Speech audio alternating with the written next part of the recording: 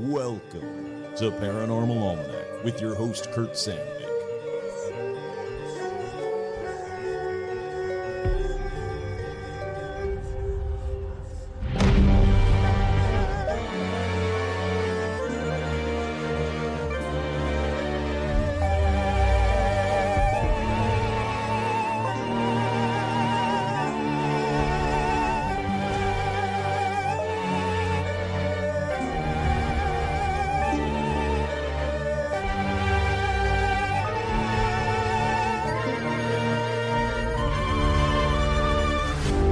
Hey, howdy, hi. Wow, that's too loud. Let me turn that down just a little bit. Holy crap, I came in hot on that one. Hey, howdy, hi. I'm your host, Kurt Sandvik. On this week's edition, oh, it's going to be a fun one. On this week's edition, I should start over, but I'm not gonna. I'm going to power through. On this week's edition of Paranormal Almanac, let's talk about Cern. Bum, bum, bum. That's right, but first, as always, we got shout-outs. Shout-outs going out to the patrons. Sea Blue 36, Sophie Alice, the Babster, your local cryptid, Flory, Naughty Innuendo, my favorite kind, Jen, Danny Darkcypher, hey, howdy, hi, Sarah Jane, Angie, Lisa, Cervantes, Curious Hedgehog, Diana, Mr. J, George Berg, Casey the Pitbull, and all the pups. There will always be pups, and I will always love them. Deb B, GC, Newt MacGyver, get MacGyver on it.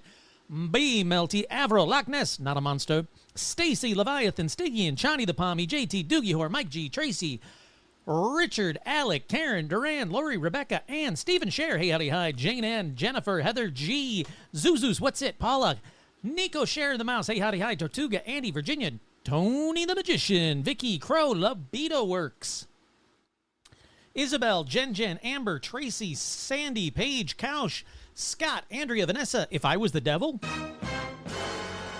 Or am I? Elizabeth, Sherry, hey, howdy, hi, Art Muffin, Tim, East, Clintwood, Kenneth, Alexandra, Zozo the Demon,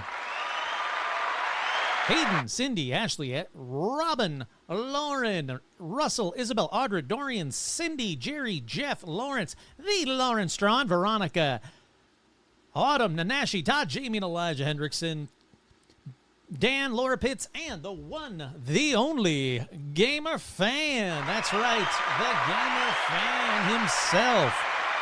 With two special shout-outs going out to Joe Teague and to my boy Stitch. Oh, I'm sorry. I also have another special shout-out. A very, very special shout-out to Jimothy. If anyone hurts Jimothy, I will find you. If anyone badmouths Jimothy, I will find you. Now, you might have noticed that the last episode, episode 319, was a little shorter than the regular episodes. Some might say incredibly short. Well, episode 319 has been officially submitted to the Guinness World Book of Records. So fingers crossed, it is less than 1 second long. Yet, you will know exactly what that episode is about. It's about Jimothy.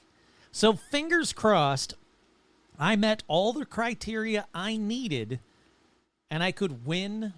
I don't know how long it takes. I don't know if it takes a year. I don't know if it takes a day. Oh, it takes longer than a day because it's been longer than a day. I don't know how long it takes for Guinness to be like, yeah, okay, you can have an award. I mean, they got so many awards, like how many, the person that can smash the most coconuts with a bare hand. Like, all right, so I'm sure the first one that did that, he smashed like one and went like, ow, my hand hurt. Well, that's one. Give me the award. And they gave him the award. So here's mine. Give me my award.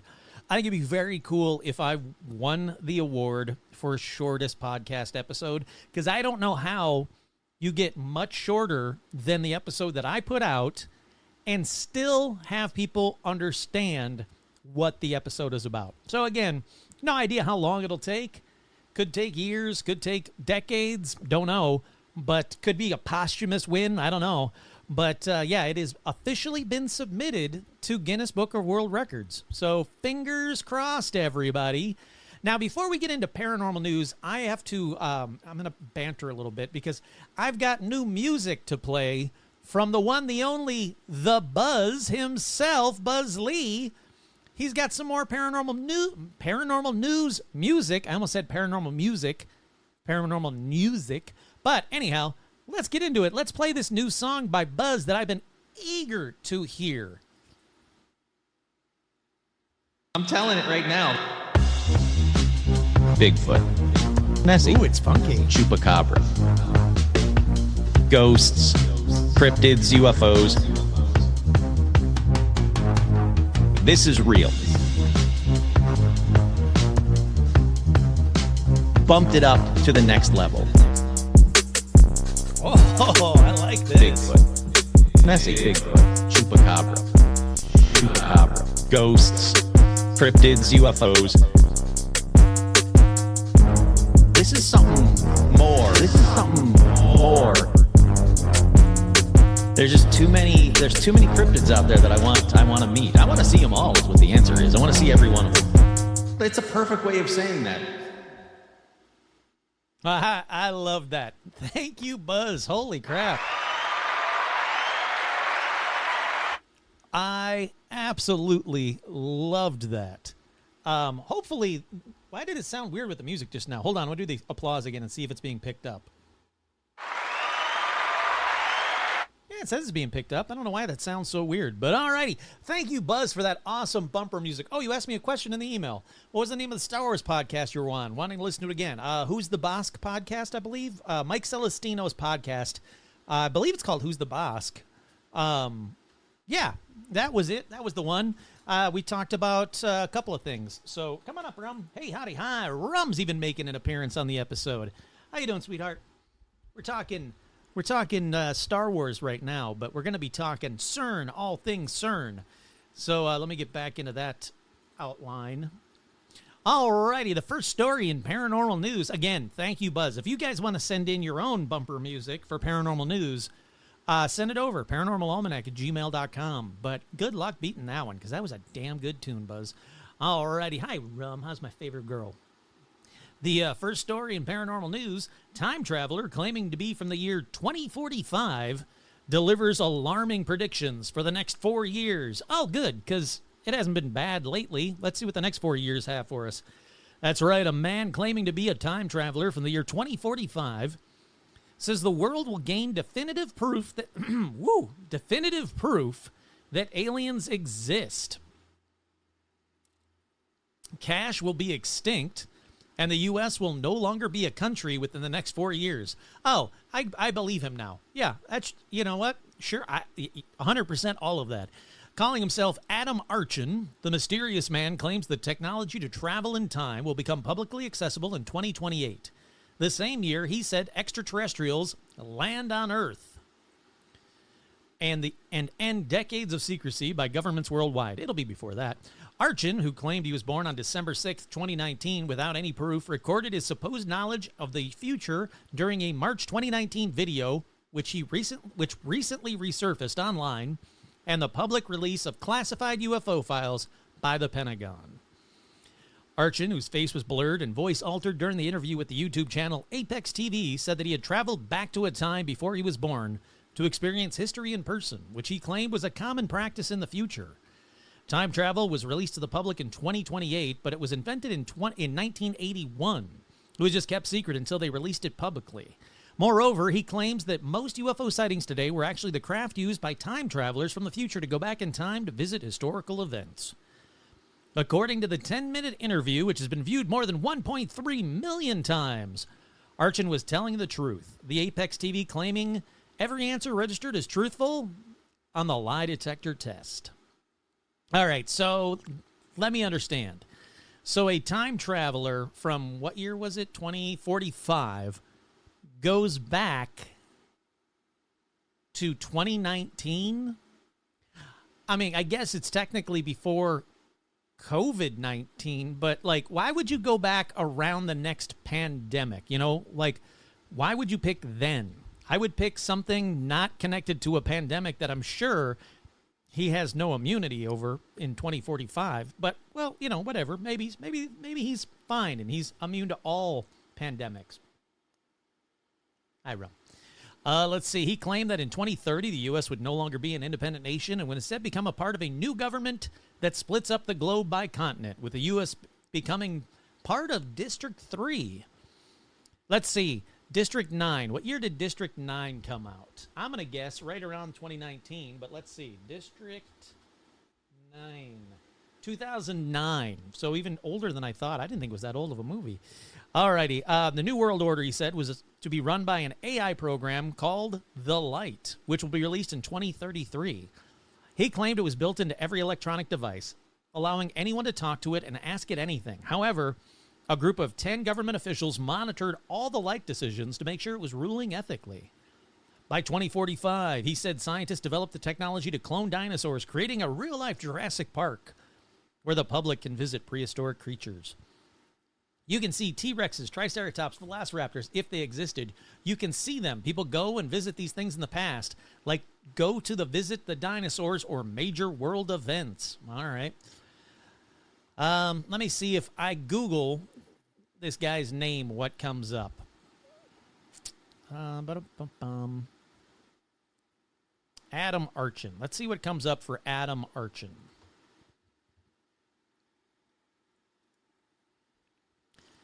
Well, pretty much all of that. Just a bunch of people talking about a March 2019 video that appeared online. All right, let's try Adam Archin Reddit. I want to see if he ever did like an Ask Me Anything or... Let's see. No, not at all. He did this video and then he seemed to have disappeared. He's a ginger, so there'll be gingers in 2045. So you got that going for you, redheads. All right, well, cool. All right, yeah, I agree. The world probably will end very soon, so sure, why not? Alrighty, up next in paranormal news. You want to get down, Rum? I can't tell what you want. Hold on a second. Here, you want to get down? Go ahead. Good girl. Alrighty, up next in paranormal news. Roswell was an actual UFO crash. Oliver Stone's son talks to aliens. Or not talks to aliens, talks aliens. That's right, Sean Stone has heard every version of That's Nuts. The filmmaker, author, and son of Oliver Stone has spent 2 decades chasing the stories mainstream media won't touch. From his days co-hosting Conspiracy Theory with Jesse Ventura to a new book called Gates and then UFOs, he says he believes we're living through what he calls a great awakening, a cultural shift where conversations that once got you labeled the talk of the town are all coming to life because of social media and the podcast explosion. That's right. I'm part of that podcast explosion. Every one of us is a host. Every one of us can host our platform, can host our information, can offer the insights and the news that we think is relevant and important. The shift took place, and it started really right before COVID, but COVID made it explode. Rum, I'm talking all things UFOs. Hold on, okay? Thank you.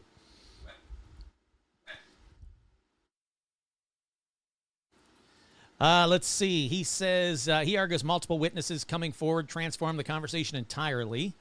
Having multiple people describe their encounters make it more palatable than just one guy. Now it sounds more viable. He says he's actually visited Skinwalker Ranch. Oh, I want to do that. Skinwalker's a notorious ranch in Utah. The paranormal and supernatural sightings and activity that's going on there goes back to the Native American lore before white man came. There's been a long history of the idea that it's like a portal. Yeah, I talked about that forever ago. Let's see. He talks about an energy weapon. Trying to skip ahead here. He's talked about, I've seen spacecraft, but no aliens. I've seen craft, but I've never seen an alien in physical form. One sighting happened right over Los Angeles. I was driving in Beverly Hills at like 2 a.m. driving home. This thing flies really low over the city. It's quiet. And it doesn't have, I couldn't see a propulsion system. It was not designed like any plane.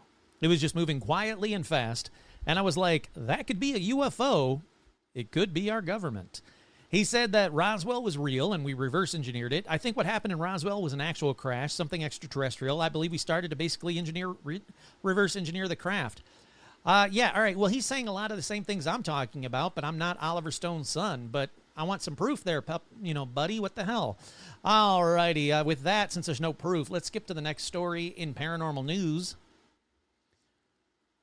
Representative Burchett unmasks deep state plot to hide the UFO truth after 2-hour Pentagon meeting. That's right. Tim Burchett disclosed new details about his high-level push for UFO transparency. He said his ongoing mission for transparency warned that Washington culture of secrecy undermines the public trust. I had a meeting at the Pentagon this week on the issue, a very high-level meeting. I'm not at liberty to say who was there and what was, but I was there for over 2 hours, if that tells you anything. Let's skip ahead a little bit here. The disclosure is real. The problem we're having right now is the deep state is blocking a lot of this. All right, I completely agree with that. I'm in a security hearing, and a little punk with a man bun tells me the president's on a need-to-know basis. Now, what world am I living in? You got power, you got control, you got arrogance, and really those things are the things that run D.C., and you throw in a little corruption. All right, it's not a little corruption. It's a whole lot of corruption, first of all, and second of all, keep fighting. That's all you can do is keep fighting. Little by little, more and more will be released. Why you got to make fun of some guy's man bun is beyond me, but all right, cool, whatever. Here's the deal. This week alone, there was like 10 stories, none of which had any proof or any basis to them, but all of them said, hey, guess what? Trump just said that all NDAs about working on reverse engineering UFOs or working with aliens or anything you know about UFOs or aliens, those NDAs are null and void, and you can speak freely. And everybody's like, cool, here it comes. Everybody's going to talk. None of that was true. I couldn't find one reliable source that said that Trump did anything even near to that. But everybody's running with it as fact now. It is insane how badly people are running with absolute bullshit nonsense since AI has really started to clean up its act. Getting to the point where you can't tell if it's an AI video or a real video, and we're just at the beginnings of this. This is a problem. This is a big problem. I had that stupid AI episode forever ago when AI was just becoming like kind of fun to play with, and yeah, it was really neat. It was real quick. It was amazing what it could do, but then very quickly I never went back to it. I said, I'm going to do a whole episode one day like that. And then I never went back to it because it's destroying our planet. I didn't need to get rid of or, waste gallons of water. Just do a stupid AI sequel episode. Yet people are making these AI videos of everything. Every cryptid you can think of, every UFO, every alien, every Trump video. Like, it's ridiculous, the amount of stuff. And again, this is only the beginning of AI. If we actually let it keep going, which God forbid we let AI keep going, but if we let it keep going, it's going to be impossible to determine what is true and what is fake. And that's what's worrying me. Not these people in man buns trying to stop, these deep state trying to stop us from disclosure. Disclosure is going to happen. We are too far into it. But I think it's going to be piecemeal, like I keep saying. I don't think it's going to be one day or one thing. It's going to be piecemealed. Alrighty, let's get into the next story in paranormal news. 8-year-old girl spots Loch Ness monster. Not a monster. That's right, an 8-year-old girl has been credited with the 7th in-person Nessie sighting of the year after she spotted a peculiar anomaly, some people like to pronounce the word anomaly, that appeared on the water. The, quote, monstrous moment reportedly occurred on July 5th as Abigail Ross and her family were visiting the iconic Scottish site from their home in Edinburgh. While looking out at the water, the youngster noticed a small dark object that appeared to be around 6 feet long and 3 feet high. Fortunately, the family managed to snap a photo before it vanished quickly back into the Loch Ness. Alrighty, I want to see the photo. Why do I have to click two things before I can see the photo? If this is the photo, I don't see anything. I'm going to tell you right now.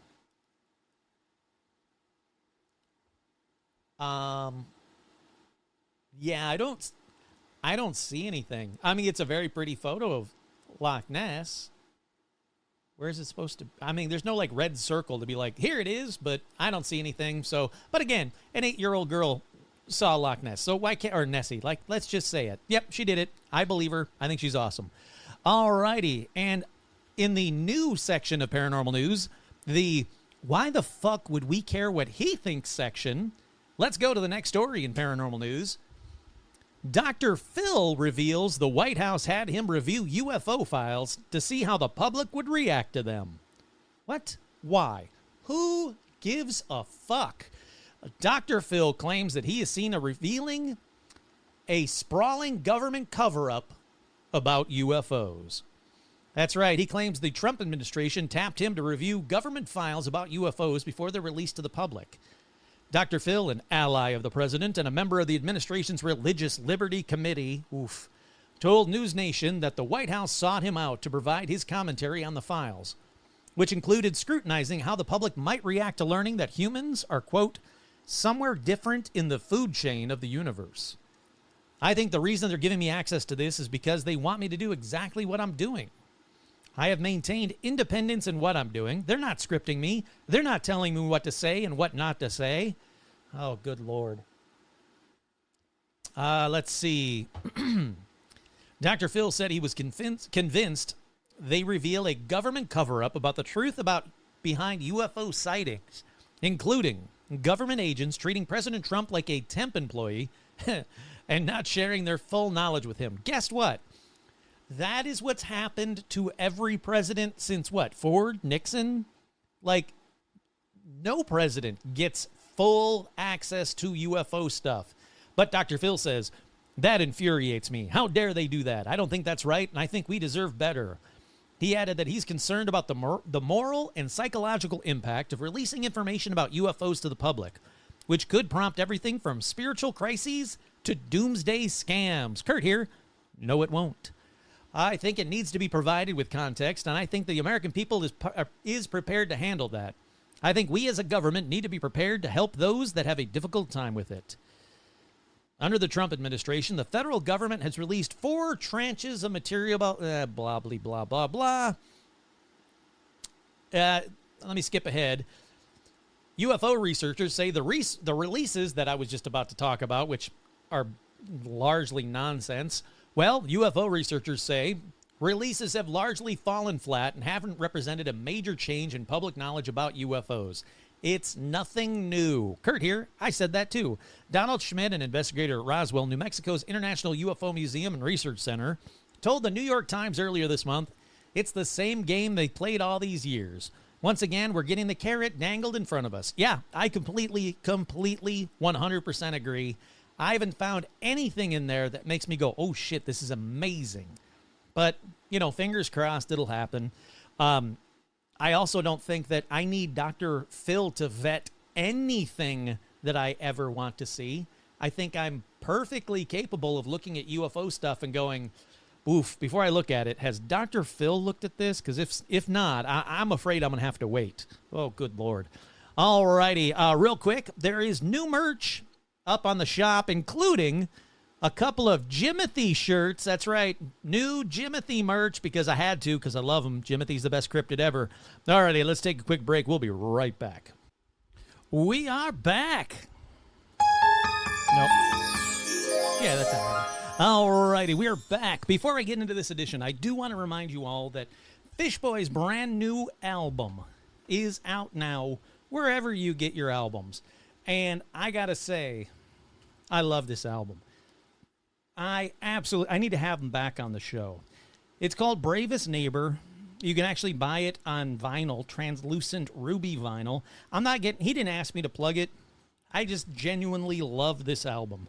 But please, go buy something from Fishboy, yofishboy.com. Listen to the album wherever you listen to albums, Spotify, wherever. Check out the music videos. He's got music videos on YouTube. Follow him on there. Let him know that you heard it on Paranormal Almanac, because I want him to know that I truly, genuinely am a huge fan of his, and I want to promote the hell out of him. All righty. We are back on this edition. Let's talk about Cern and conspiracies. Not just mine. I mean, conspiracies from all over the place. And boy, howdy, are there a lot of conspiracies about CERN. I'm only going to scratch the surface on some of these CERN conspiracies. But first of all, why is it called CERN? Well, I didn't know, so I had to look it up. CERN stands for the French acronym Conseil Européen pour la Recherche Nucléaire. I nailed it. It's basically the European Council for Nuclear Research. Or does it? Because conspiracy theorists figured out that CERN actually represents Cernunnos, the horned god, which is a god of the underworld. During the Roman times, people believed this temple to be a gateway to the underworld, a bottomless pit, whose name in Hebrew was Abaddon. In Greek, it was Apollyon, the destroyer. That's right, CERN, the temple or a gateway to the underworld. And where is CERN? Oh, it's underground. What? And it's a big circle. What? So yeah, people have figured this out. They don't need to speak French to figure out what CERN stands for when it is very obviously a representation of the devil. Oh boy, we're starting with batshit theories already? Yup. Buckle up, baby. There's a bunch of them. Alrighty. Let me click on this first because I can't remember if I'm supposed to read to you from this because I wrote this outline a few days ago. No, I don't have to read it. All right, perfect. I wrote this outline a few days ago, but it's just been way too hot for me to concentrate on doing an episode. It's still way too hot, but I got to get an episode out. Alrighty, so first debate is, could CERN have caused the Mandela effects? Some say yes, because it matched when CERN was first turned on. So I figured, okay, cool. Let's start there. Do I like CERN? I don't really have an opinion either way. I would hope that they aren't going to do anything that would cause a black hole or cause us to fall into an alternate timeline, or God forbid, if I do find out that the CERN is the cause, the Large Hadron Collider is the cause of all these Mandela effects that piss me off, then I'll hate CERN. But for right now, I don't really care either way. But did CERN cause Mandela effects?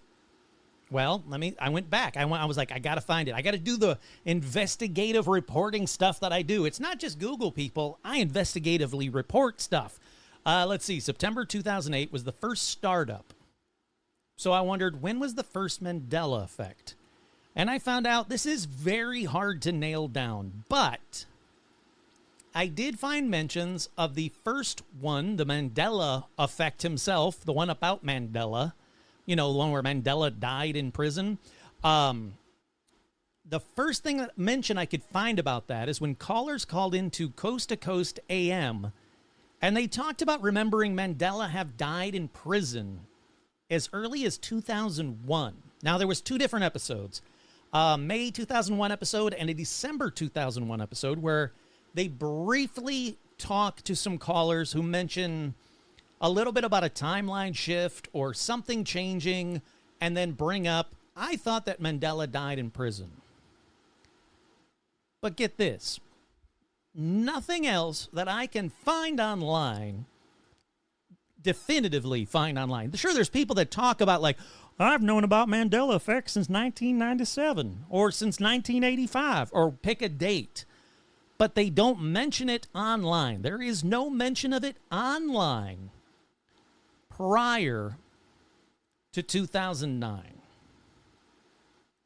Okay? So the majority of Mandela effects started to be talked about in 2009, which is after CERN was turned on. But if we're strictly going by when Mandela effects started theoretically, then they kind of predate CERN. Just that one about Mandela dying in 2001. I can find the episodes. I can listen to them. They predate CERN. And look, yes, I'm going to be talking about Mandela effects a lot on this episode. Yes, I am still pissed about them. And here's the first one I'm pissed about. So I was like, all right, well, I'm going to look up the Wikipedia page that I looked up on previous Mandela Effect episodes that had a list of Mandela effects. And I'm hoping that I could use that list to kind of figure out when they were added to the list themselves, you know? When was that specific entry added?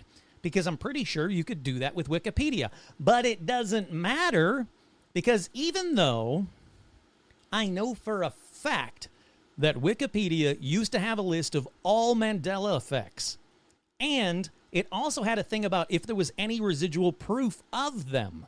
How do I know this? Because, again, I used it for previous Mandela Effect episodes. So I went to go pull it up. Nothing was there. And at first I thought, Kurt, that's pretty weird. Wonder why they deleted that. So I used the Internet Wayback Machine. And no. Wikipedia, in this timeline, Wikipedia never had a list of Mandela effects. So I'm like, I know I'll have the link in my outlines for the past Mandela Effect episodes. So I scour through every outline that mentioned Mandela effects. And nothing. Angrily, nothing to be found. Now, I know for a fact it had it. I used it a lot. How could it have disappeared completely from everywhere? So I've already started this episode angry. I don't like the fact that something I know for a fact existed. As much as I know for a fact as anything, I know for a fact this existed. I used it. Clear as day, I can picture it. It had some that had, and there's residual evidence that this blah, blah, blah, and here's proof that blah, blah, blah, and here's links to blah, blah, blah. Gone. It does not exist. Don't like it. So that's when I had to tell, all right, Kurt, breathe. You're just getting to the beginning of the outline of this episode, and you're already this angry? So I had to take a huge step back. I'm not going to be able to use that to find when Mandela effects or a list of Mandela effects. The easiest way that I could possibly do this episode. What happened with Cern on a specific date, and did a Mandela effect happen? Couldn't do that. So I had to pivot. Now, let me just tell you, there are news articles about mass people misremembering historic events. Those I can find easily. Here's an example of one. A bomb went off in a train station in Italy on August of 1980. Now, many people remember the Bologna bomb stopping the large clock by, like, when it went off, when the bomb went off, either mechanical or electrical failure. And to commemorate the victims of this horrific bombing, the clock was left at the time that the explosion happened. Here's the problem. That was never true. But so many people believed this that the city government, when the clock stopped years later due to its own, like, battery running out or whatever, when it actually stopped years later, the government they did a poll, and 92% of respondents said, oh yeah, we remember that the clock stopped when the bomb happened, and that's why it's at that time. So when the clock did eventually stop, the government was like, all right, we'll turn it to that time in remembrance, but that never happened. A 2010 study that examined people familiar with the clock at the Bologna Centrale railway station, which was damaged in the massacre bombing in August of 1980. Again, in that study, 92% of respondents falsely remembered the clock had remained stopped since the bombing, when in fact, the clock was repaired shortly after the attack, went on working for years. When it is eventually stopped, they set the time of the bombing, the clock to the timing of the bombing, as a commemoration of the bombing. So there are stories of mass people misremembering. Now, I will say, conspiracy theorists say, oh, no. That shows that 92% of people we're in this timeline and all remember this timeline happening, and now we're in this timeline when it didn't happen. So what is that an example of? Like, I'm genuinely asking you, is that an example of people just misremembering, like C-3PO's leg? I know for a fact when I was a kid, when I saw it in the movie theater, his right leg was silver. I stared at not the soundtrack, the story of Star Wars vinyl album that I had. I stared at that for years, and you can tell that his leg is silver. I know for a fact that it's always been silver. But there are people, I think the Sean Bishop is one of them, that says, bullshit, his leg was gold, it always was gold, both legs, he was all gold.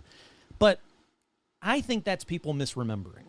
Because for the longest time, you know, you'd go see it again and again and again in the theater. It was a crappy copy. I remember thinking, well, it's not a very good copy of the movie, even back then when I saw it.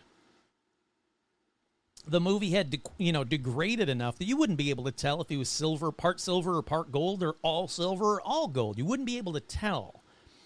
So, genuinely, is a mass remembrance like this one, where 92% of the people remembering it wrong, are they remembering it wrong?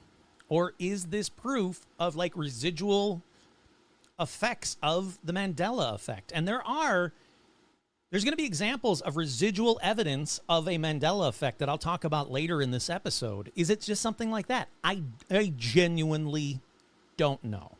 So we'll get back to Mandela effects in about 1 minute, really. But let's stick with the timeline talk with Cern for just a minute. Like I said, Cern's first startup, the first time they ever turned it on, September of 2008. Now, that was the first startup. People were convinced that at startup, it would instantly create a black hole that devours us all. Get this. Some people are still convinced that it did just that. That our shitty timeline is proof we are either living out the timelines as we're sucked into a black hole, or we were rebooted into a different timeline before the black hole, because it did happen. Like, turned it on, we got sucked into a black hole.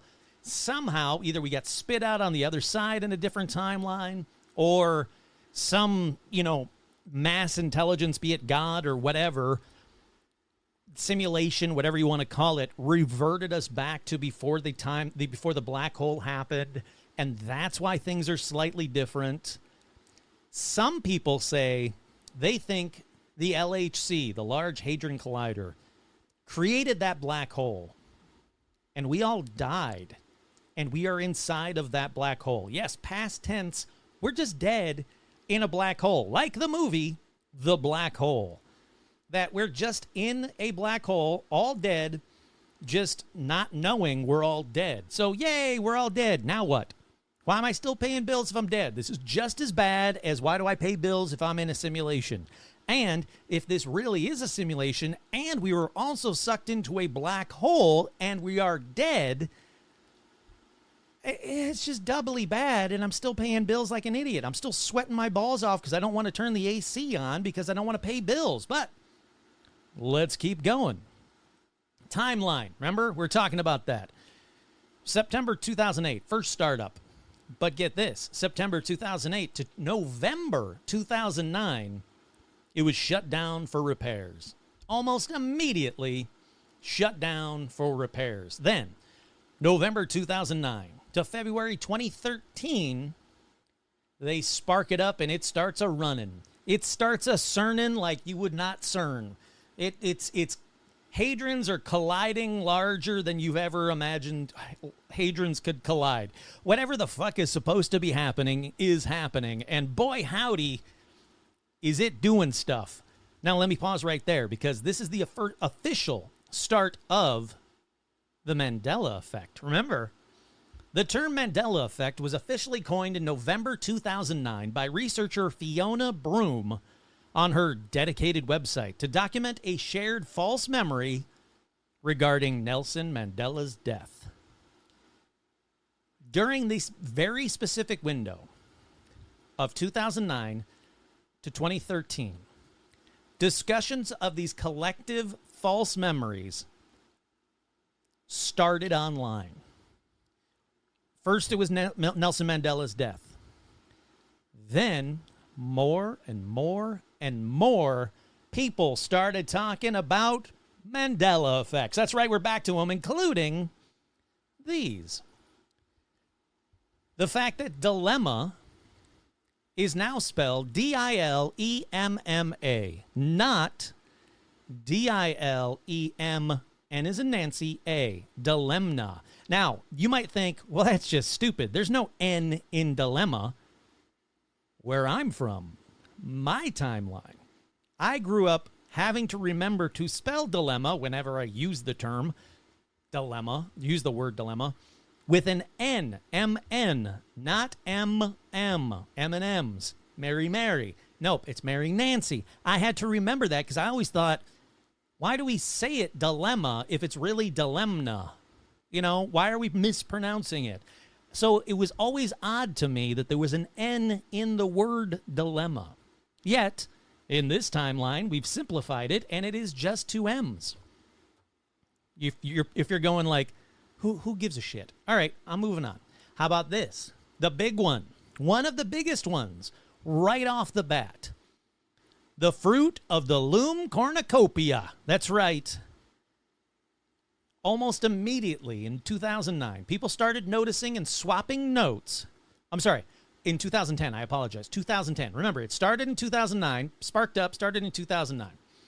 End of 2009. The beginning of 2010, people started talking about the missing cornucopia on the fruit of the loom tags, the logo, however you want to word it. I personally, clear as day, remember a cornucopia in the fruit of the loom. I know it was there. I 100% know. It just looks weird without it there. It's just fruit? Fuck you. No, it's not. There was a cornucopia. Now, there is some residual proof that a cornucopia exists, but a lot of people say that that residual proof is photoshopped or is AI or is fake. And again, thanks to AI, it's going to be really hard for us to determine, did that ever happen? Because sure, I can now create anything I want in AI to say, oh yeah, it was there. Look, here's proof. Okay, well, it's just AI nonsense. So, Fruit of the Loom cornucopia, right out of the gate. November 2009, they turned it on. The very beginning of 2010, people started noticing that. There's also another big one that people started noticing immediately in 2010. The Berenstein fucking Bears. That's right. Is it Berenstein or Berenstain? I personally remember Berenstein rather than Stain, but 2010, 2011, people really started talking about it and haven't stopped since. Now, there is some residual proof. Again, is that residual proof real or is it photoshopped? It's hard to tell, and it's only going to get harder. The next one, not exactly a big one, but one that bothered me. Hitler's eye color. 2010, people started talking about the fact that Hitler's eye color had changed. Now, I know it was brown. I know in my heart of heart that Hitler had brown eyes because it wasn't Aryan enough. He loved the blue eyes, and he so wanted the fucking blue eyes. But get this. In 2010, people started noticing that Hitler's eyes went from brown to blue. Another big one, 2011, people noticed magic mirror on the wall, not mirror on the wall from Snow White. I remember it as mirror on the wall, not magic mirror on the wall, but people started noticing that in 2011. Again, right as Cern was cerning up its cerns. The next one, the fact that Richard Simmons never wore a headband. I found a post about this in 2012, and there is residual proof of him wearing a bandana, because if you look up Richard Simmons' Halloween costume, boom, headbands. If you also look up a 1981 Garfield plush workout toy, which was Garfield dressed like Richard Simmons, boom, red bandana. People started noticing that in 2012. 2010, again, the beginning of 2010, another big Mandela effect. That Ed McMahon had nothing to do with Publishers Clearinghouse. Of course, there is a ton of online residue to prove that he did, including Season 5, Episode 7 of Mama and Mai from The Nanny. In the opening scene, Sylvia says specifically she's going to win Ed McMahon's Publishers Clearinghouse. The episode aired November 12th, 1997, so residual proof. August 28th, 1985, there's a YouTube video out there called Classic Dave's Gift Shop Finds. At around 3 minutes and 20 seconds in the opening monologue, he makes jokes about the Publishers Clearinghouse and Ed McMahon. Look, at this point, I'm hoping if we find enough residual proof of Mandela effects, they will change back and put this universe right again, where salad is good for you. And people know we need water to survive, not to cool down Skynet. So hopefully, if I keep talking about it, it won't disappear from my outlines, and the episodes won't change, and it'll drive me even more insane the next time I do a Mandela effect. But there is a lot of proof that there's not so much proof. There's a lot of evidence that shows when Cern was first turned on and started to Cern like crazy, that Mandela effects kicked up. Is there any more proof? Well, let's keep going, shall we? Alrighty, next in the Cern timeline, February 2013 to 2015.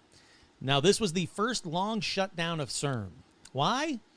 Technically, it was shut down to do a routine engineering period to upgrade the LHC to reinforce 1,000 electrical joints between the superconducting magnets so it could run at a higher energy level. But immediately, and I mean immediately, conspiracy theorists started to claim that the pause was meant to hide reality-bending experiments, alternate timelines, or the next big one, portals opening. Apparently, there were videos online that showed a portal opening above Cern, and I seem to remember a news story about that. And they said it was like an electrical storm and a portal opened right above Cern. Everybody was freaking out. What does it mean? Why are all these lightning storms happening? I can't find anything about that online other than people remembering. I saw that video, and it seems to me I did too. Seems to me I talked about it on a previous Paranormal Almanac episode way back in the beginning, but I can't find any proof about portal openings. Now, there is this woman, which it just dawned on me. I do not have it. Hold on. I need to add that to the real quick. Hold on. Cern portal opening scientist. There is a woman who said that they opened a portal at Cern and something came out of it. Now, I've got to find that real quick because I want to make sure I add that to this episode. Interview.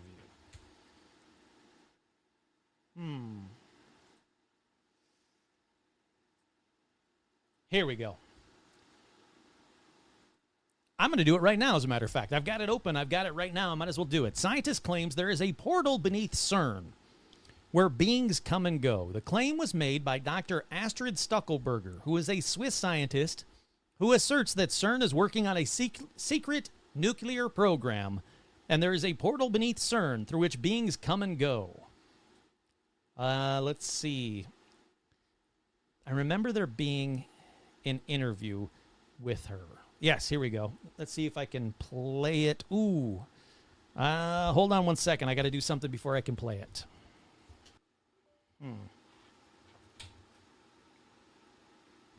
One second. Almost done. Talk amongst yourselves. All righty.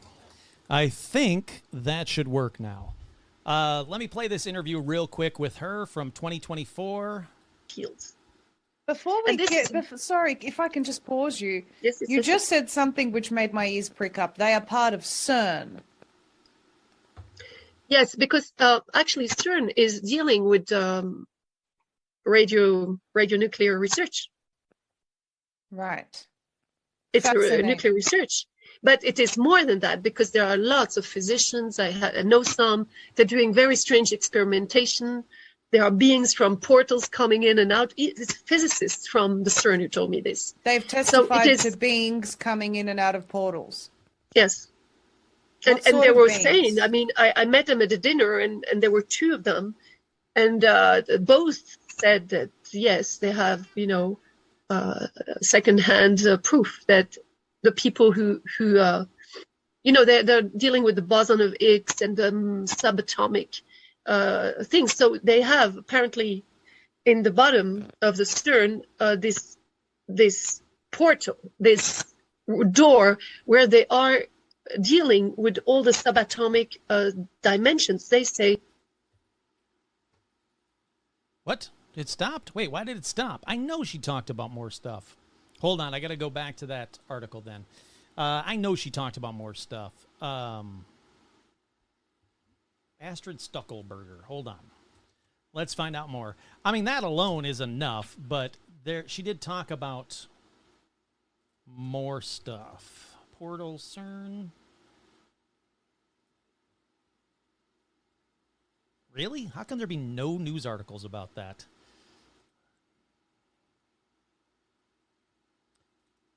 All right, hold on. Let me see if this is the same. Actually, it's the same a being. They did not tell me more.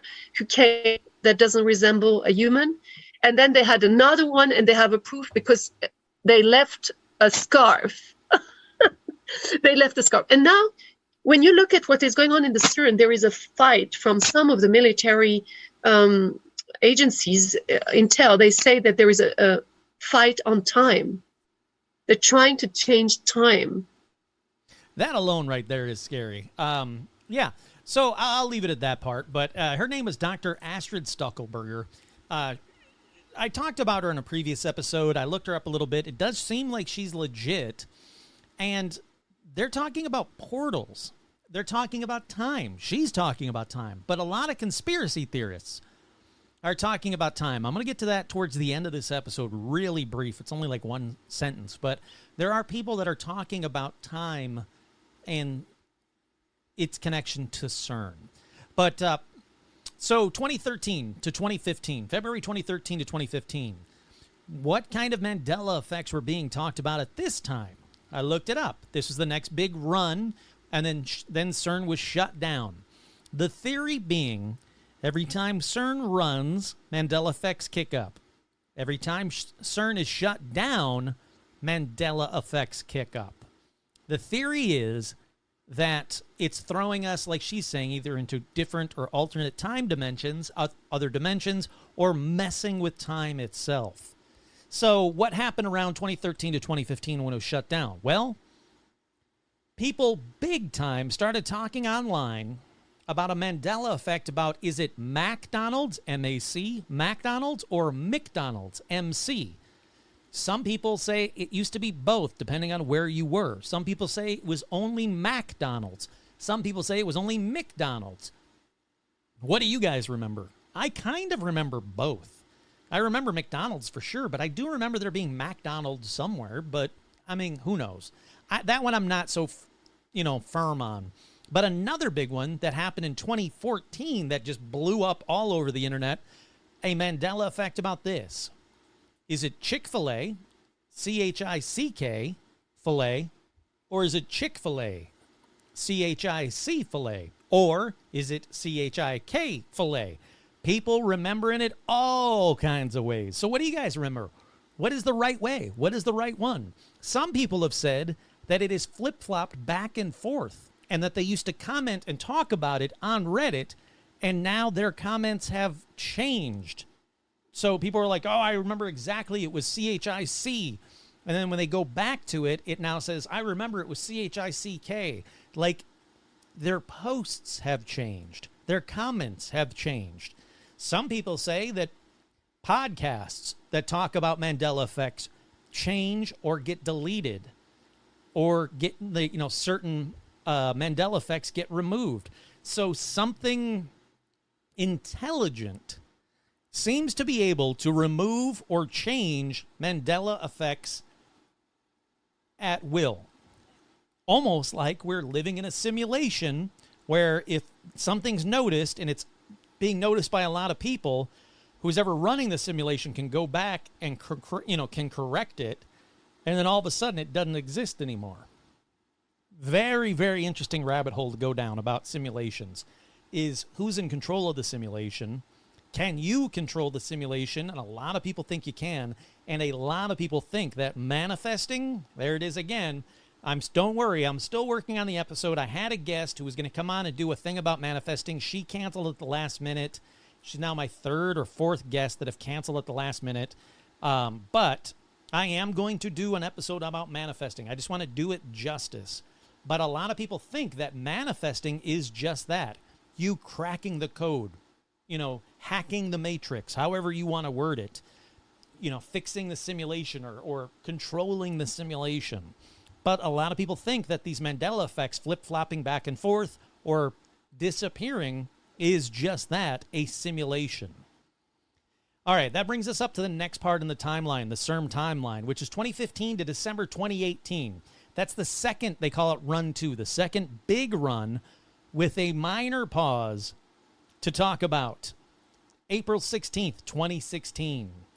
A day that'll live in Cern infamy. That's when a stone marten, which is a weasel-like mammal, gnawed through a 66 kilovolt power cable at Cern's Large Hadron Collider in Switzerland. The short circuit instantly shut down the most powerful particle accelerator in the world, fatally shocking and killing the animal in the process. People online say that the stoat sacrificed itself into the Large Hadron Collider, thus combining medieval folk magic with science fiction. So instead of cursing enemies and summoning fairies, we used a weasel, or someone, convinced a weasel or became a weasel or controlled a weasel to go in and mess with Cern.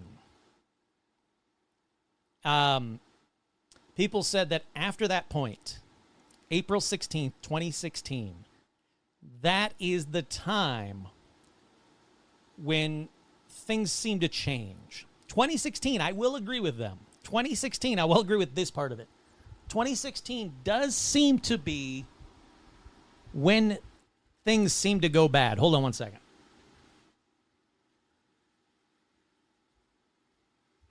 That's weird. My back door just moved like someone was trying to open it, but no one's there, so whatever. It's probably just the simulation coming to get me because I'm talking too much about the weasel. But let me quickly get it out before they get me. All right, so this weasel. So a lot of people say that 2016, because of the weasel, that's when things seem to change. And I do agree. 2016, that seems like that's when the world got shitty. Things started to get worse and worse and worse. It's been 10 years, people, since 2016 when we all said, 2016, a lot of cool celebrities died. I think that's when, isn't that when David Bowie died? Look, lots of bad things happened in 2016 is what they're saying. So, people think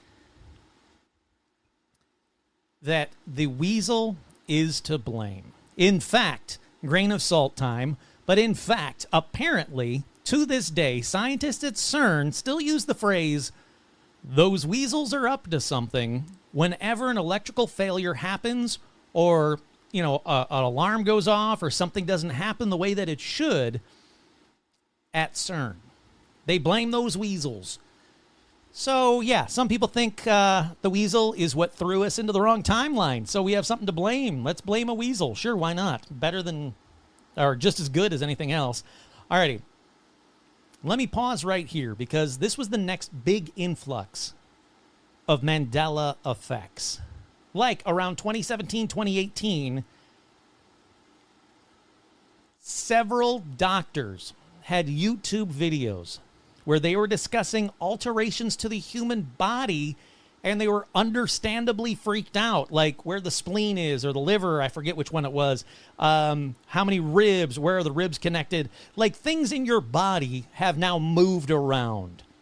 And I remember when I did the episode very, very early on, and I mentioned this one, it did freak me out. Because I did remember things differently. I remember looking at the stupid skeleton in science class and staring at it, and that's not how I remember things. Another big one from around the 2017-2018 run. The Monopoly Man. Does he have a monocle? Does he not have a monocle? You tell me. Does he have a top hat? I don't know. Looney Tunes. Is it spelled Tunes or Toons? Another big one that hit right around the time that Cern was turned back on. And the most hated of mine. The earliest I can find, January 7th, 2016. This is when Moonraker's Mandela effect happened. Listen, people, if you don't know that, well, first I should let me take a step back. Before I get too heated. I'm sorry. This is the one I hate the most. In case you don't know what the Moonraker Mandela effect is, towards the end of the movie, Jaws, the big guy with the silver teeth, he smiles at this girl. She smiles back at him.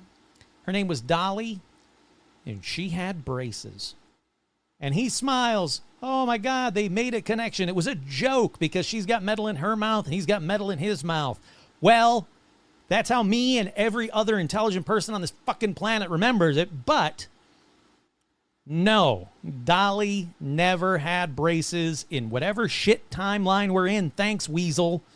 Yeah, Dolly never has braces, which is bullshit because Dolly 100% had braces. The Jaws joke doesn't work without the braces, but Cern comes back on. Kurt's most hated Mandela effect happens. Yeah, I hate that one. Alrighty, let's keep going, though. December 2018 to April 2022. Now, this was long shutdown number 2, a planned period for hardware upgrades, maintenance, and injector chain improvements. I couldn't find anything online about conspiracy theorists seeing things one way or another, so I'm going to keep moving. April or July 2022 to June 2026, the current run that just ended just recently, run 3. What did we get? Well, we got people talking about Kurt Cobain's missing pink fuzzy jacket photos. I didn't know they were missing. That angers me. We got people talking about 2018. People are talking about passenger jet engines. They remembered them being in the middle, and they're saying they're now too far forward. Okay. I don't really have an opinion on that one, but sure, why not? How about this one? 2019, Baloo's missing coconut bra in the Jungle Book. Kurt here. I forgot to look this one up because I want to look this one up because what in the hell are you talking about? Baloo 100% had a coconut bra in the Jungle Book. Let me look it up real quick.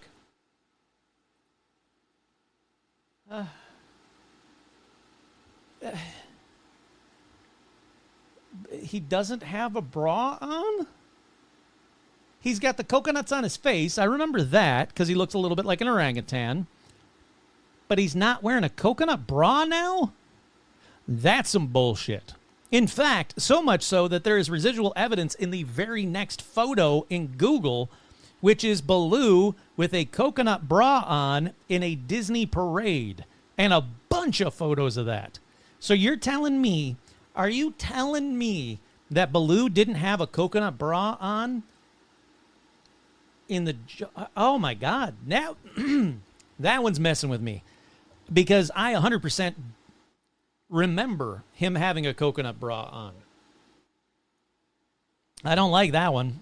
The 2020, the missing green visor. I've talked about this on previous episodes. The missing green visor on the dealer in the Poker Dogs painting. I could find residual proof of that one. Again, it seems to be out there, but people are saying that he never had the green visor on. 2021. The big one from 2021 was Samantha from Bewitched not twinkling her nose to cast spells. Don't like that one. I've talked about this on previous episodes. That 100% happened. 100%. In my universe, that happened. This universe, whatever.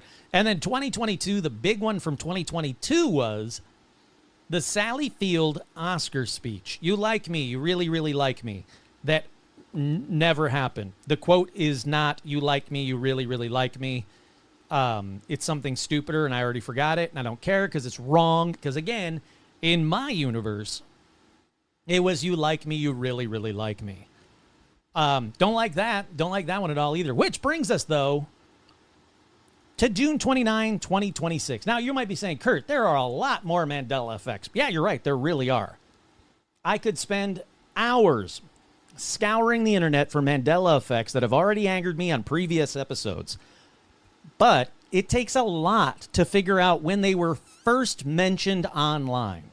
And a lot of them I couldn't find when they were first mentioned online. People were just seemingly always talking about it, but we know they weren't really always talking about it. So, to not make this another Mandela episode talking about the same Mandela effects that angered me, I want to keep moving on, which brings us to June 29th, 2026. It just happened. It was the shutdown. It was a planned 4-year modernization known as Long Shutdown 3. It'll remain offline until 2030 while undergoing major upgrades to become the High Luminosity LHC. In upgrading detectors like Atlas and CMS, improving cooling and safety systems, and I can only assume to figure out how to add They Might Be Giants Mandela effects to really fuck with me. Honestly, like, what are the... Every time it shuts down, it seems like Mandela effects spike. Every time it turns on, Mandela effects spike. What Mandela effect is going to be the next one that's going to make me question my own reality? Because I don't like questioning my own reality at all. And boy, howdy, Mandela effects get to me, and I don't like it. All righty. So that about does it for Mandela effects and Cern, right, Kurt? Oh, hell no. Let's get into it. We have this rant from Reddit from 2025. Here's the rant, exactly how it's written. You want to know one of the biggest reasons why Cern is often blamed as the cause for the Mandela effect? Then you should go to YouTube and search for the video, We Are Happy at Cern. Now, the video was uploaded on November 3rd, 2014. Here's the link. Don't worry, I'll put the link in the Facebook fan page. But honestly, just go to YouTube and Google We Are Happy, or go to YouTube and search We Are Happy at Cern. It's only one video that comes up. I watched it after reading this rant. But let me get to the rant first. It is on their official channel, USLHC, and it was made on November 3rd, 2014, when most of the major Mandela effects hit the scene at the 2-minute 31-second mark. After some Shiva dancing, an animation of a simulation showing some particles escaping the collision chamber, and a demonstration of how they can measure the Higgs field with 2 ladies dancing in front of some kind of screen.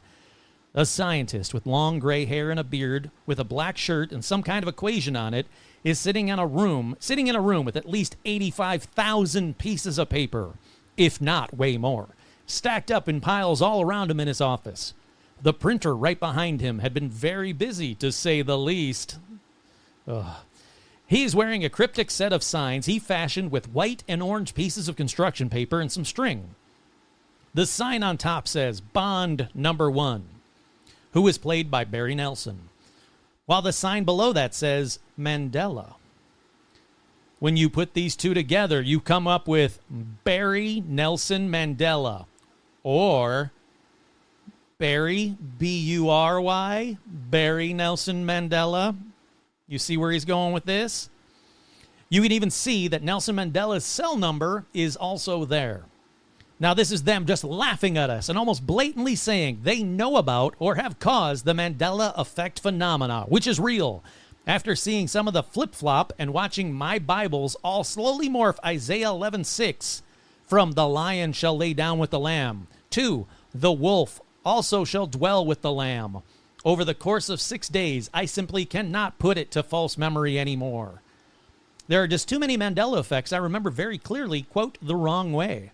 I was also a 4.0 honor student my whole life, and I was an art major. I remember the King Henry VIII, now he corrects that to King Henry, the painting, with a turkey leg painting talked about in an art history class in college, and the class laughing because it's such an unusual piece. We also talked about how Mona Lisa had an expression that was not happy and was hard to read, but now she is definitely smiling. Yeah, that one messed, Kurt here, that one messed with me too. Back to this guy. I remember without a doubt that the Thinker statue had his fist on his forehead. Also, In my logo design and commercial design class, I was exposed to every little detail of company logos, many of which have now changed. I think we may be somehow entangled with another timeline somehow. Hence, 2 options for Mandela effects, and Cern, quote, may be closer than they appear to the root cause of said phenomena. Alrighty. And that's when I was like, oh, I gotta watch this video. Are you kidding me, man? That sounds great. I've gotta watch this video. So, let me put it on in the background. First thing I noticed about this video. Oh, someone's texting me. Sorry, can't respond. California needs a permanent fix to this wildfire crisis. Yes, we do, but that's not what we're here for. No free commercials. Alrighty, the first thing I noticed about this video, which I'll be able to play in just a short second here, is that the song is odd. It is it's almost a version of the song Tacky by Weird Al, where they replace the word tacky with happy. Seems suspicious. All right. Real quick. Please note, this is just to show how anyone can watch a dumb video and come up with another dumber conspiracy, and Kurt does not believe any of what he's about to say.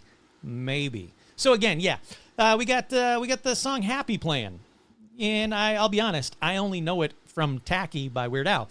But 13 seconds into the video, a girl is wearing an American Horror Story shirt with an American flag shorts, pointing to the fact that America is going to get bad and bloody soon.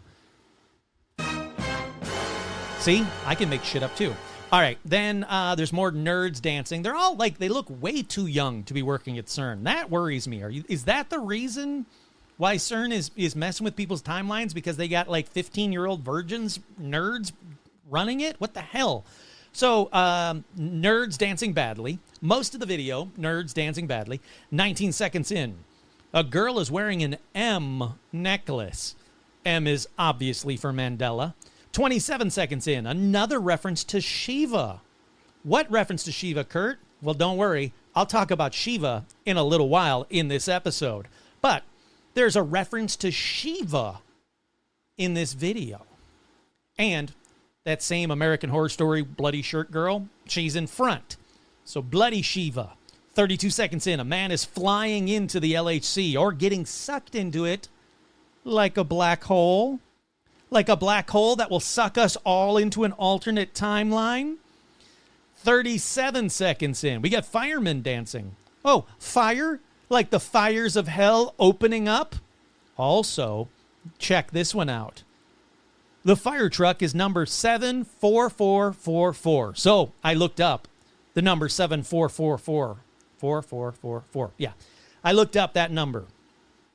If you Google the number 74444, it carries a spiritual and numerological significance, primarily as an angel number, signifying the spiritual awakening paired with the powerful, stable foundation of fourfold repetition.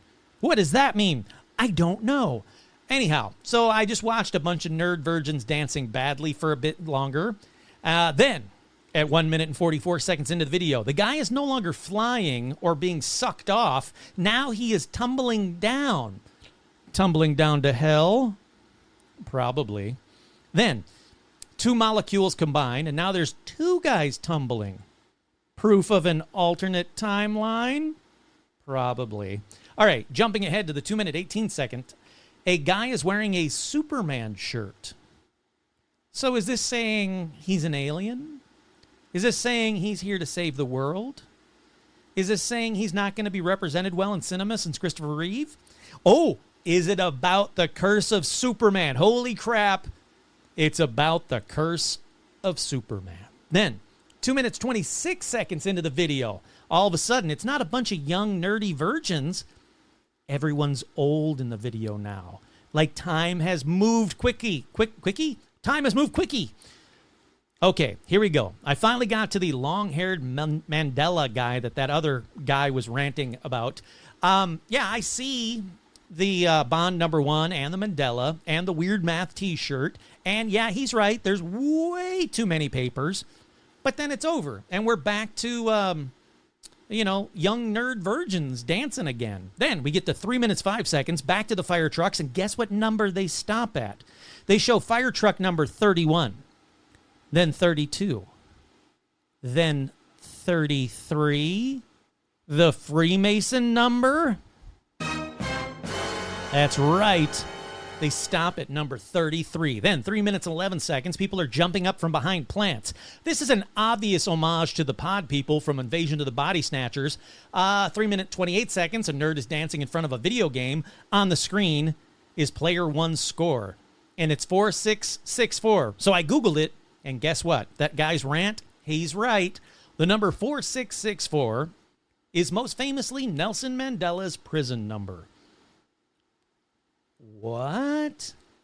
And that concludes the insanity of the We Are Happy at CERN video. So if you guys want to watch it, again, just look up We Are Happy at CERN. It's primarily just a bunch of nerds dancing badly to the weird, non-Weird Al version of We Are Happy.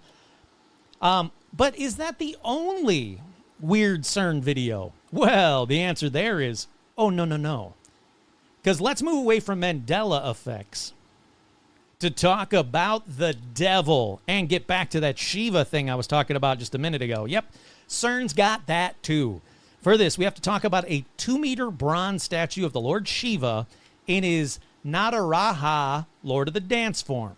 Now, this was gifted by India to CERN in 2004. It's real. You can look it up online. It's really there. It's a giant Shiva statue, and it symbolizes the cosmic dance of creation and destruction. It serves as a metaphor for modern particle physics, where subatomic particles continuously combine, transform, and decay in an endless cycle of energy. Or is it because when he dances in his Nataraja, whatever form, it precedes the end of an eon, or even the end of the universe? That's right. Seems weird, but I guess harmless enough. It's just some big Shiva statue out there, right? That's not too crazy, right? Oh, no, because we go to our paranormal news for this episode. This one comes to us from June 1st, 2016. The oddest moments of the opening ceremony of CERN. That's right. It talks about this very weird thing that happened, where prankster scientists perform fake human sacrifices at CERN. Oh, I'm sorry. It's from August 19th, 2016. I don't know why I said that other date. I have it written wrong. But it's prankster scientists perform fake human sacrifice at CERN. That's right. An investigation has just been launched into a newly surfaced video of a mock human sacrifice. Kurt here, there's a lot of people online that went down this rabbit hole that said it's not mock, it's an actual sacrifice. You can watch it yourself. But the mock human sacrifice at CERN Particle Physics Laboratory in Geneva, Switzerland. Europe's top physics lab and home of the Large Hadron Collider has a large statue of the Hindu deity Shiva on its campus, in front of which black-cloaked figures gathered and, quote, stabbed a woman. Because CERN has tight security, those who participated in the staged occult ritual must have had access badges, presumably scientists. A CERN spokesperson explained the situation. CERN welcomes every year thousands of scientific users from all over the world, and sometimes some of them let their humor go too far. That's right, you can watch this is it real or is it fake human sacrifice on YouTube. If you Google or YouTube search mock human sacrifice ceremony at CERN Geneva campus. Now, if you're willing to do it, it's 1 minute and 38 seconds long, so it's not a long video. It's taken from somebody's campus dorm room window or office window. You can see the Shiva statue down below. You got some lights going on around it. It's obviously dark at night. The Shiva statue is shadowed up on the building. And that's when 1, 2, 3, 4, 5, 6 people in black cloaks, 7 people in black cloaks, maybe more, there seems to be more, all surround the Shiva statue. They're all wearing black cloaks. It's very spooky. One of them walks towards the statue. Two of them walks towards the statue. It's... Oh, they're zooming in. There we go. Now we can get a better view. I'm going to skip ahead a little bit. There seems to be something going on. People are talking. They take one of the cloaks off of one of the people. It's a girl. She's staring at the statue. Someone walks up behind her. They walk past her. They go up to the statue. They raise their hands. Everybody else starts to kneel. The girl lays down in front of the statue. He's got a knife. He's got a knife in his hand, people. I'm skipping ahead. Oh! Oh, he stabbed her. And the video ends. Oh! There's no way that was fake. But a lot of people online think that it is 100% real. Like I said, feel free to watch it. But Cern went on to say, Cern does not condone this type of spoof, which can rise to misunderstandings about the scientific nature of our work. These scenes were filmed on our premise without official permission or knowledge. Alrighty, so yeah, 2 for 2 bizarre Cern videos, huh, people? All right. What else does the general public, who most times mispronounce Large Hadron Collider, I can tell you that, they all think it's Large Hadron Collider, and don't know what one even is or does, or what else do they think is happening at CERN? So I went down that rabbit hole, and I'm going to keep it very brief because we're already an hour and 20 minutes into this episode. 1, they think they're using the LHC to try and synthesize stable isotopes of element 115. Kurt here, in case you don't know. Bob Lazar said that the UFOs that he worked on in the hangar at Area 51 ran on element 115. And if we can recreate or synthesize it, we can fly those UFOs. So they think that that's what they're doing with CERN. They're trying to recreate or create element 115. Number 2, it's intended to do nothing.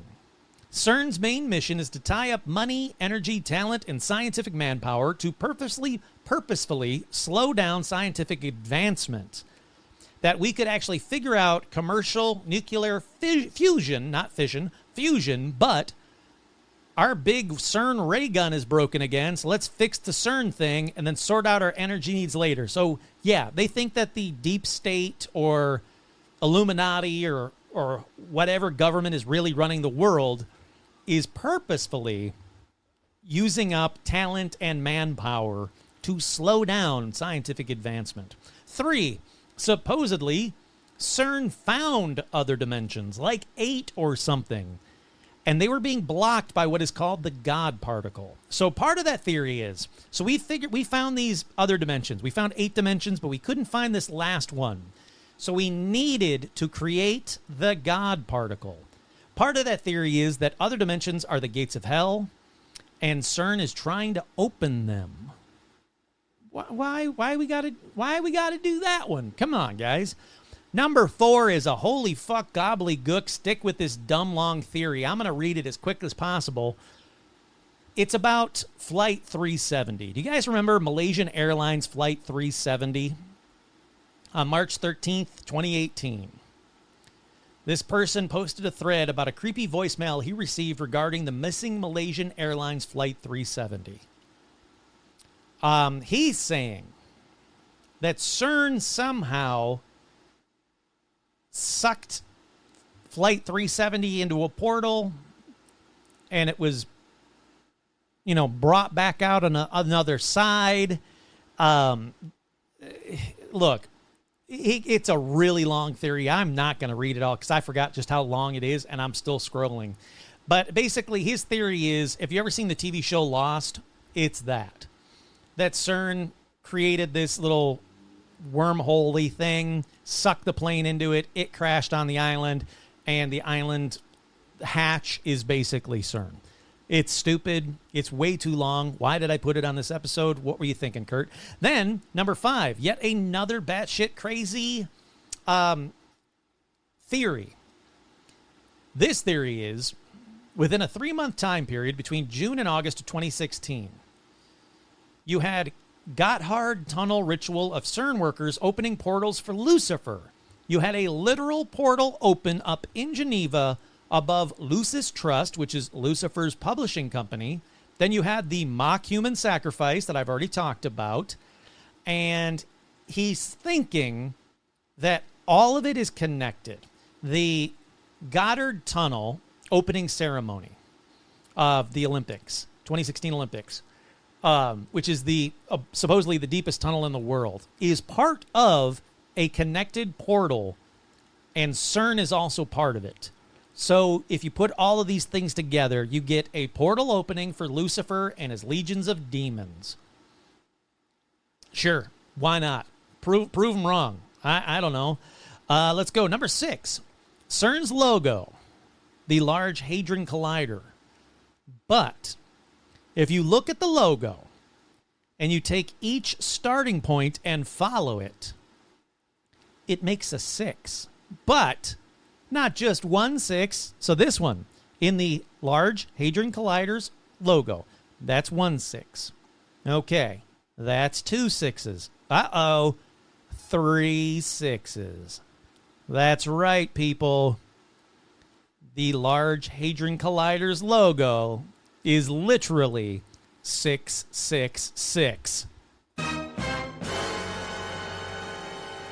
The real evil is the friends we made along the way. All right, number 7. Some theorists claim the facility acts as a stargate or a portal to other dimensions, and again, a gateway to hell. There is a Cern location on the former site of the Saint-Genis-Pouilly, which is named after the Roman temple dedicated to Apollo, and the presence of a statue of the Hindu diva Shiva outside is conducting occult rituals. It's what I already talked about. Number 8, sensory experiences. Some people have noted changes in sensory perception, such as the return of their sense of smell or the appearance of more vivid clouds since Cern's latest shutdown. That's right. Just since the end of June, less than a month ago, people are starting to smell again, and they're seeing more vivid clouds. They say mornings smell how they used to when I was a kid, which is a weird thing I never thought I'd say. They also are saying the clouds bring back to normal is one thing that I've noticed. Number 9, some people accuse Cern of causing earthquakes by sending plasma from Switzerland to Italy at high speeds, opening portals into hell or other dimensions, and shifting the world into an alternate timeline. In 2015, Cern even admitted to creating tiny black holes so scientists can create antimatter, and they're saying that it's the collapse of the entire universe. And finally, once Cern was shut down this time, theories started to emerge again, like the clouds and the sense of smell. Within a day of the massive wave, or within a day of the Cern being shut down, there was a massive wave of posts claiming that reality is starting to snap back, that Mandela effects are reversing, that timelines are merging. On Saturday, June 27th, 2026 at 6 in the morning, Cern was shut down. Right after it, people started to notice that fireflies are back, which is weird. I hope that one's true because I've always loved fireflies, and I was really worried when they were like, oh yeah, fireflies are dying out. Hope that's true. That people are having more vivid dreams, which is weird because I am having more vivid dreams, but I'm also taking melatonin before I go to bed, or not melatonin, magnesium before I go to bed, so maybe it's that. I don't know. People are having dreams of dead friends and dead relatives more and more vivid dreams of them, which again is weird because I usually don't remember my dreams, and I have had some dreams about my buddy Scott that passed away and my buddy Joe that passed away, which is odd. People are saying that time is moving differently now, way slower all of a sudden since the end of June. Interesting. I can't really say that time is moving slower for me. It does seem like time is changed again, but I don't know. Look, I will be convinced when Dolly has braces in Moonraker. Then, yep, I will be convinced that CERN's fucking with their timelines, and when it stops, it brings it back to the good timeline. And I really hope now that CERN is shut down until 2030, we'll have some good timelines for the next 4 years. That'd be good, right? Let's do that. That sounds great. Can we do that some more? All righty. That about does it for this episode on CERN, but who knows? Whenever the next weasel gets in there, this episode could disappear and be replaced with why we are worshiping weasels and how to give them all the treats we can. I don't know. But once again, I'm your host, Kurt Sandvig, and this has been another edition of Paranormal Almanac. Hopefully, we're in the good timeline again.